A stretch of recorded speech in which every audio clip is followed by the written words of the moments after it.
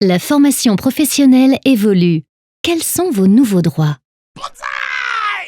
La réforme de la formation professionnelle a été conçue dans le but de simplifier le système de formation, souvent critiqué pour sa complexité.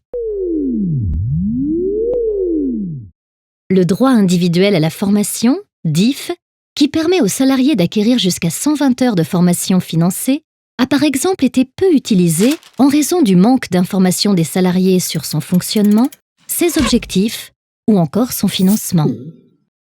Avec cette réforme, le DIF va être remplacé par le compte personnel de formation, CPF, à partir du 1er janvier 2015.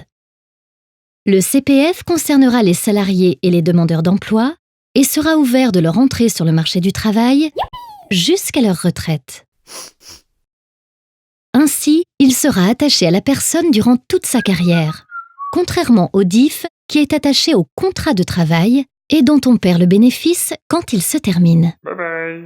Les salariés pourront acquérir jusqu'à 150 heures de formation sur leur CPF et il pourra être abondé, c'est-à-dire crédité au-delà de cette limite, par des heures offertes, par exemple par les employeurs, ou encore les organismes paritaires collecteurs agréés, OPCA, chargés de financer la formation des salariés.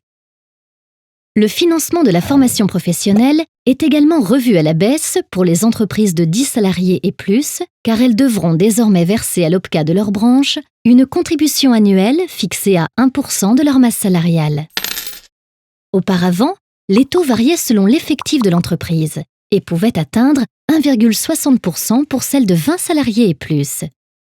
Pour celles de moins de 10 salariés, la contribution reste fixée à 0,55%.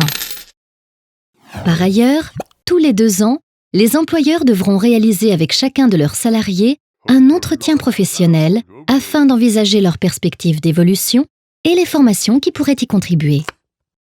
Enfin, tous les 6 ans, les employeurs devront faire un récapitulatif du parcours professionnel de leurs salariés.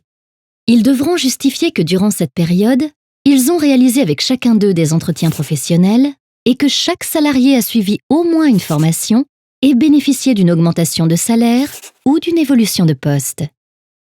Si ce n'est pas le cas, les employeurs pourront être sanctionnés.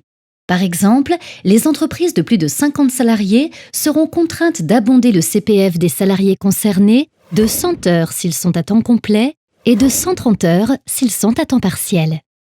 Les salariés disposeront ainsi de plus d'heures pour réaliser les formations de leur choix.